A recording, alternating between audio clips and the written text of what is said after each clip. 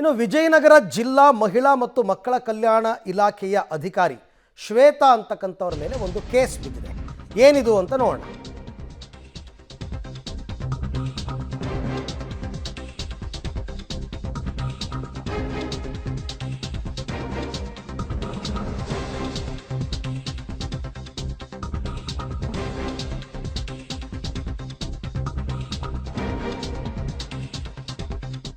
ಮಹಿಳಾ ಮತ್ತು ಮಕ್ಕಳ ಕಲ್ಯಾಣ ಇಲಾಖೆಯ ಅಧಿಕಾರಿ ಶ್ವೇತಾ ಅಂತಕ್ಕಂಥವರು ಮಾಜಿ ಶಾಸಕ ಬಸವರಾಜ ದಡೇಸುಗೂರು ಅವರ ಹೆಂಡತಿ ಅಂತಕ್ಕಂಥದ್ದನ್ನು ಹೇಳ್ಕೊಂಡಿದ್ರು. ಈಗ ಅವ್ರ ವಿರುದ್ಧ ಕೇಸ್ ಬಿದ್ದಿದೆ. ಸ್ವಯಂ ಪ್ರೇರಿತ ದೂರನ್ನು ದಾಖಲು ಮಾಡಿಕೊಂಡಿದ್ದಾರೆ ಉಪಲೋಕಾಯುಕ್ತ ಬಿ ವೀರಪ್ಪ ಅವರು. ಇಲಾಖೆ ಕಚೇರಿಗೆ ಭೇಟಿ ನೀಡಿದ ವೇಳೆ ಸಮರ್ಪಕ ಉತ್ತರವನ್ನು ಕೊಡದ ಹಿನ್ನೆಲೆಯಲ್ಲಿ ಸ್ವಯಂ ಪ್ರೇರಿತ ದೂರು ದಾಖಲಿಸಿಕೊಂಡಿದ್ದಾರೆ. ಅದರ ಜೊತೆಗೆ ಬಸವರಾಜ ದಡೇಸುಗೂರು ಅವರ ಪತ್ನಿ ಅಂತ ಕೂಡ ಅವ್ರು ಹೇಳ್ಕೊಂಡಿದ್ರು. ಅದೇನೋ ಡಿ ಶ್ವೇತಾ ಅವರ ಮೊಬೈಲ್ ವಹಿವಾಟನ್ನು ಗನ್ಮ್ಯಾನ್ ಮೂಲಕ ಚೆಕ್ ಮಾಡಿದ್ರು ಉಪಲೋಕಾಯುಕ್ತರು. ಚೆಕ್ ಮಾಡಿದಾಗ ಅಧಿಕ ವಹಿವಾಟು ನಡೆದಿರೋದು ಬೆಳಕಿಗೆ ಬಂದಿತ್ತು. ಹಣದ ವಹಿವಾಟಿನ ಕುರಿತು ಡಿ ಅವರನ್ನ ವಿಚಾರಣೆ ನಡೆಸಿದ್ರು ಉಪಲೋಕಾಯುಕ್ತರು. ಈ ವೇಳೆ ನನ್ನ ಗಂಡ ಕಳಿಸಿದ್ದಾರೆ, ನನ್ನ ಗಂಡ ಪಾಲಿಟಿಷಿಯನ್, ನನ್ನ ಪತಿ ಮಾಜಿ ಶಾಸಕ ಬಸವರಾಜ ದಡೇಸುಗೂರು ಅಂತೆಲ್ಲ ಹೇಳ್ಕೊಂಡಿದ್ರು. ಅವರ ಉತ್ತರ ಸಮಾಧಾನ ತರದ ಹಿನ್ನೆಲೆಯಲ್ಲಿ ಈಗ ದೂರು ದಾಖಲಾಗಿದೆ.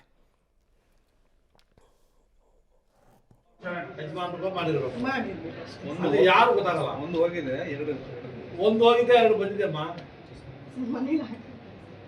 ಅವ್ರು ಏನ್ ಕೆಲಸ ಮಾಡ್ತಾರೆ ಯಜಮಾನ್ರು? ವಾ, ಪೊಲಿಟಿಷಿಯನ್ ಏನ್ರಿ?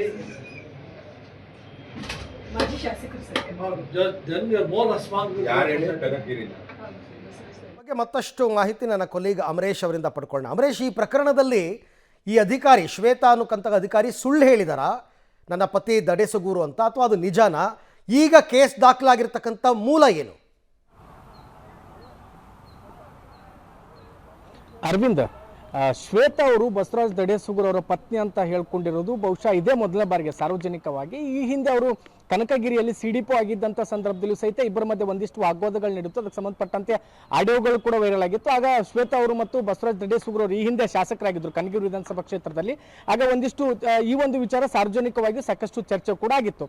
ಆದರೆ ಅದಾದ್ಮೇಲೆ ಇದೀಗ ಶ್ವೇತಾ ಅವರು ವಿಜಯನಗರ ಜಿಲ್ಲೆಯ ಡಿ ಆಗಿ ಕೆಲಸವನ್ನು ಮಾಡ್ತಾ ಇದ್ದಾರೆ ಮಹಿಳಾ ಮತ್ತು ಮಕ್ಕಳ ಕಲ್ಯಾಣ ಇಲಾಖೆಯಲ್ಲಿ. ಸಹಜವಾಗಿ ಈಗಾಗಲೇ ಉಪಲೋಕಾಯುಕ್ತ ಬಿ ವೀರಪ್ಪ ಅವರು ವಿಜಯನಗರ ಜಿಲ್ಲಾ ಪ್ರವಾಸದಲ್ಲಿದ್ದರು. ಈ ಸಂದರ್ಭದಲ್ಲಿ ಮಹಿಳಾ ಮತ್ತು ಮಕ್ಕಳ ಕಲ್ಯಾಣ ಇಲಾಖೆಗೆ ಭೇಟಿಯನ್ನು ಕೊಟ್ಟಲ್ಲಿ ಒಂದಿಷ್ಟು ದಾಖಲೆಗಳನ್ನ ಪರಿಶೀಲನೆ ಮಾಡ್ತಿದ್ರು. ಈ ಸಂದರ್ಭದಲ್ಲಿ ತಮ್ಮ ಡ್ರೈವರ್ಗೆ ತಮ್ಮ ಸಿಬ್ಬಂದಿಗೆ ಹೇಳೋದ್ರ ಮೂಲಕ ಅವರ ಟ್ರಾನ್ಸಾಕ್ಷನ್ ಅನ್ನು ಕೂಡ ಫೋನ್ ಪೇ ಮೂಲಕ ಆಗಿರ್ತಕ್ಕಂಥ ಹಣದ ವಹಿವಾಟನ್ನು ಕೂಡ ಪರಿಶೀಲನೆ ಮಾಡಿಸಿದ್ರು. ಈ ಸಂದರ್ಭದಲ್ಲಿ ಒಂದೇ ನಂಬರ್ನಿಂದ ಸಾಕಷ್ಟು ಹಣ ವರ್ಗಾವಣೆ ಆಗಿರೋದು ಕೂಡ ಕಂಡು ಬಂದಿತ್ತು.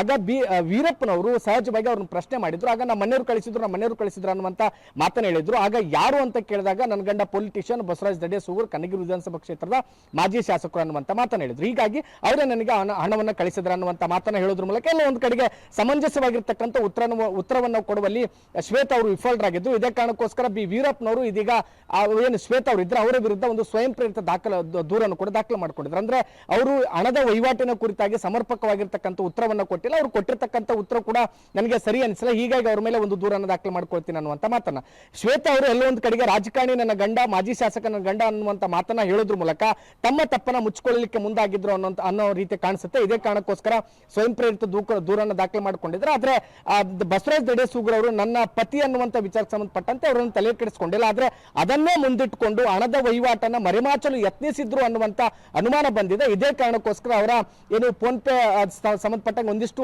ಹಣದ ಟ್ರಾನ್ಸಾಕ್ಷನ್ ಏನಾಗಿತ್ತು ಅದನ್ನ ಮುಂದಿಟ್ಟುಕೊಂಡು ಇದೀಗ ಸ್ವಯಂ ಪ್ರೇರಿತವಾಗಿರ್ತಕ್ಕಂಥ ದೂರನ್ನು ದಾಖಲು ಮಾಡಿಕೊಂಡಿದ್ದಾರೆ. Arvind, right, thank you. ತಮ್ಮೆಲ್ಲ ಮಾಹಿತಿಗಾಗಿ ಧನ್ಯವಾದ. ಅವರು ಬಸವರಾಜ ದಡೇಸುಗೂರು ಹೆಂಡತಿನ ಅಲ್ವಾ ಅಂತಕ್ಕಂಥದ್ದನ್ನ ಬಸವರಾಜ ದಡೇಸುಗೂರು ಅವರೇ ಕನ್ಫರ್ಮ್ ಮಾಡಬೇಕು. ಬಟ್ ಅದೇನಾದರೂ ಆಗಲಿ ಅವರವರ ವೈಯಕ್ತಿಕ, ಬಟ್ ಹಣದ ವಹಿವಾಟು ಜಾಸ್ತಿ ಆಗಿದೆ, ಅಂದರೆ ಭ್ರಷ್ಟಾಚಾರ ನಡೆದಿದೆ ಅಂತಕ್ಕಂಥದ್ದು ಮೇಲ್ನೋಟಕ್ಕೆ ಗೊತ್ತಾಗಿದೆ. ದೂರು ದಾಖಲು ಮಾಡ್ಕೊಂಡಿದ್ದಾರೆ. ನೋಡೋಣ ಶ್ವೇತಾ ವಿರುದ್ಧ ಮುಂದೆ ಏನು ಕ್ರಮ ತಗೋತಾರೆ ಅಂತಂದ್ಬಿಟ್ಟು.